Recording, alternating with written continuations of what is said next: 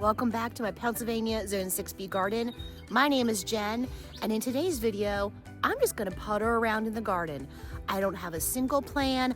I'm gonna do what I want. I'm just gonna walk around, and whatever catches my eye is something that I'm gonna tackle. So let's get started and see what I get into when I putter around in the garden. This time of year, there are so many changes. I thought I would start out by just taking a look at how good this back flower bed is looking. So if you see all of these little tufts of flowers that are popping up, those are all larkspur. And what I did last year, I had larkspur up in the upper bed right up there, just a couple of tufts here and there in this bed. And what I did once a larkspur stopped blooming was I let it go to seed. And then I cut the stalks off and I just laid those stalks with the seeds all over. And you can see all of these free plants that I got. Look at this. There are so many larkspur all over the place. This is going to be quite a stunning show. And because I have so much larkspur, I don't mind thinning it out. I don't mind if there's a clump that's going to be smothering out a plant. I can just pull that little clump out.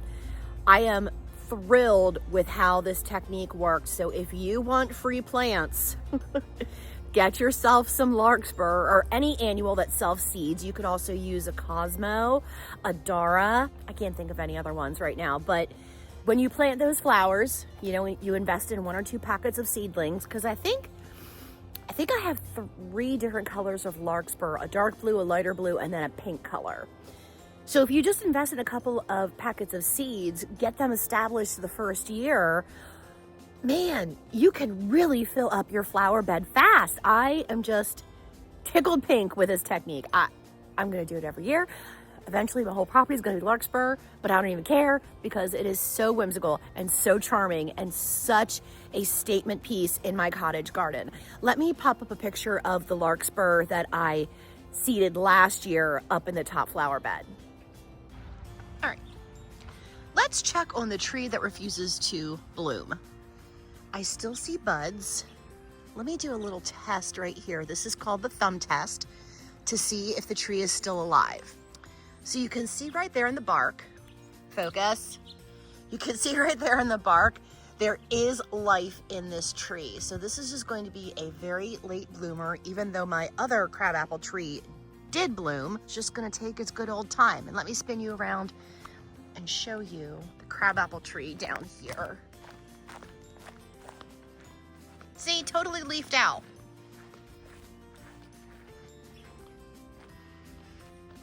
Totally leafed out. Man, and this has really put on quite a lot of growth since last year, because I got this as just a little twig. I like it. Might as well take a look at this bed. I still have some grass I gotta clean up. My columbine is going to bloom soon. How lovely. Ferns are popping. Magnolia tree's doing good. Is this turning into a mini garden tour, or am I actually going to get something done? I'm probably gonna, no, I have to get something done. I have to. Okay, here is some Gara, but I don't know, is it gonna come back? Oh, yeah, it is gonna come back. Look, right down there. You see that? So I just gotta pop this part off. Oh yay, I'm doing something. This is good. Instead of just walking around talking to a camera, I'm gonna be a little productive. Just a little bit. In my previous video, you can see just how windy and insane it was over the weekend. So it's so nice to come outside and to not have heavy winds. I'm glad that it's a nice, peaceful, quiet evening out here in the garden. That's kind of why I feel like I want to putter and just really not have a plan. Just want to enjoy it not being so windy. Should I grab my shears and cut this down? I really don't feel like it, but I really should, because I do have new growth coming out the bottom. I don't know if you can see that. But I do have my shears, so I could make it really quick. And I do have the golf cart. So then that would be an excuse to putter around and drive around the property this evening as well. All right, I'm gonna use this little battery operated hand tool. You just hit it with your thumb and then pull the trigger right here. And this works wonders for cutting grasses down. I'm so glad I spent the $40, $45 for this little bad boy. It does a great job.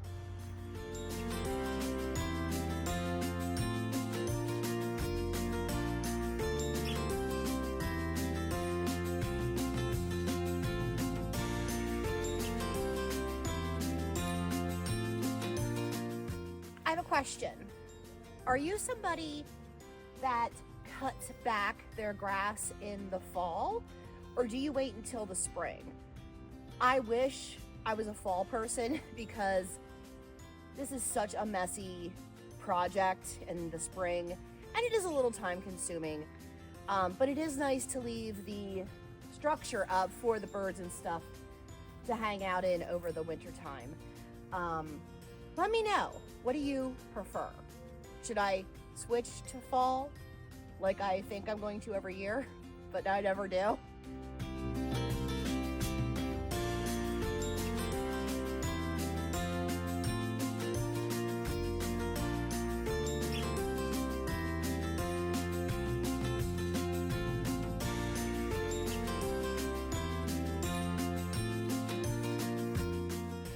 Here is said mess. I'm going to clean up the mess, put it in the back of the golf cart, and then dump it right over the bank because this bank washes out quite a lot when we have heavy rains.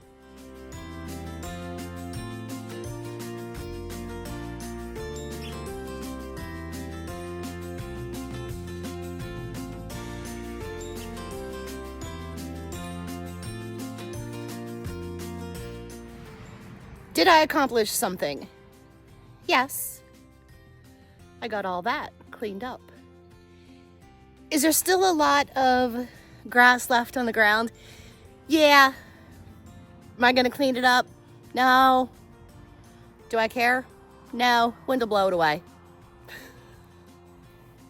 Being a lazy gardener tonight, and I kind of like it. All right, let's go dump this load and see what else we can find to do.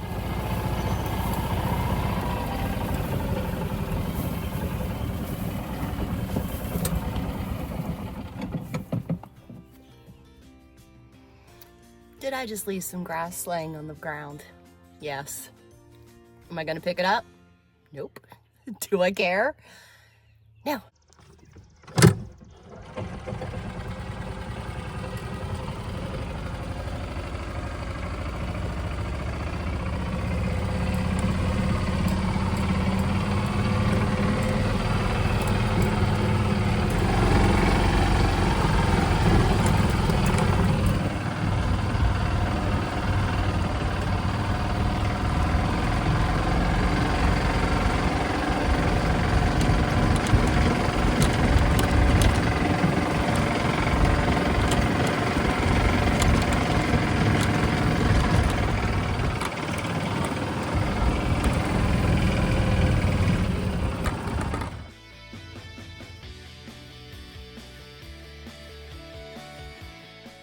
And would you just look at this beautiful blue sky?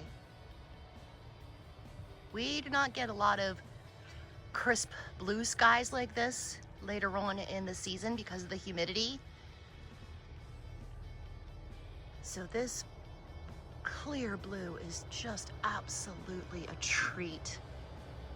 And I think we have a tractor coming because yes, we live in farm country.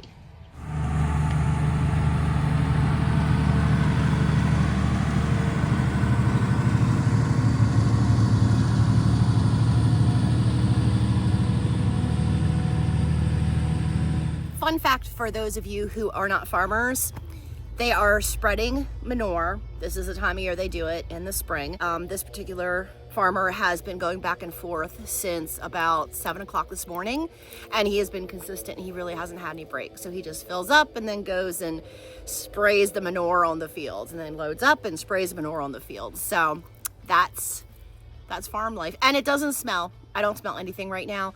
And when we do get that smell, it doesn't bother me at all. I'm from Lancaster. Can't give me a bad poop smell outside. Like, I'm used to it, you know, chickens, pigs, cows, like whatever. Doesn't faze me at all. I know a lot of people get grossed out, but I was raised around farms, so the manure smell does not bother me at all. It just means good food, fresh crops, spring. That's what manure means to me. Is that weird? Probably. Hey, if you didn't know, I'm weird. Just to let you know. I don't know, I feel like I should do something else. Things in threes, right? Do I really want to prune a boxwood right now? But it is small. We're gonna prune a boxwood. I know that was actually a request when I did a poll on YouTube. Who wants to see how to prune a boxwood? So I guess we're gonna go do that. And then maybe I'll be done.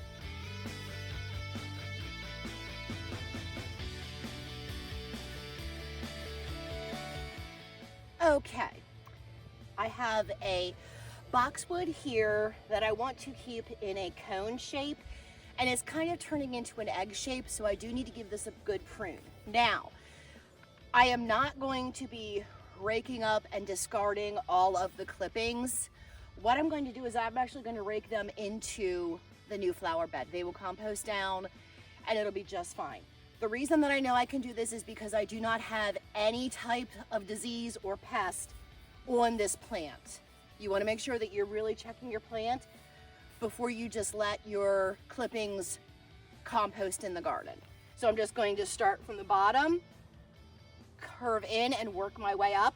I'm going to work all the way around the shrub, and then I will do some fine tuning after I do the initial cut.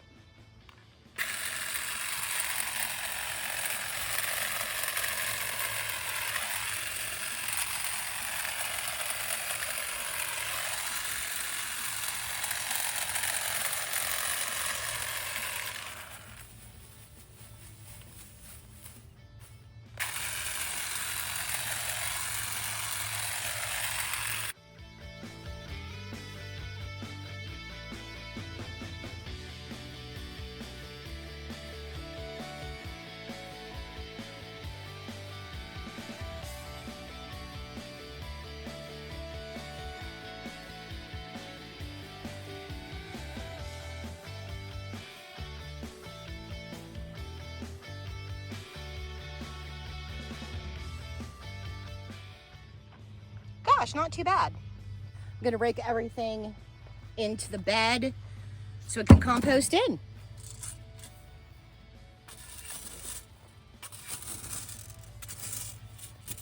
Almost everything. I'm sure there's going to be some debris that's left over, and that's okay because I'm going to be coming in and I'm going to be, we're gonna remulch this. So if any of the clippings don't make it into the new bed, not worried about it.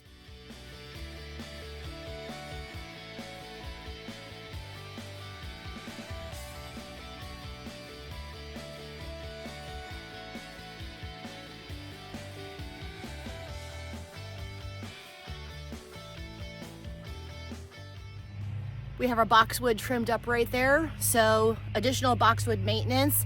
In the early spring, you can give it a good feed with either an all-purpose granular organic fertilizer or a specific granular evergreen fertilizer. Anything that is going to be slow releasing is going to be your best bet. I only have Plant Tone, which is the general all-purpose organic fertilizer, so that's what I'm going to use on this plant, but not today, another day. The boxwood might need another trim towards the end of the season, but really, that's it. This is an established boxwood. I do not have any water to this. I do not water it in my garden for the most part, unless it's something that I really love and unless we are in a bit of a drought, which we are right now, which is very unusual for springtime.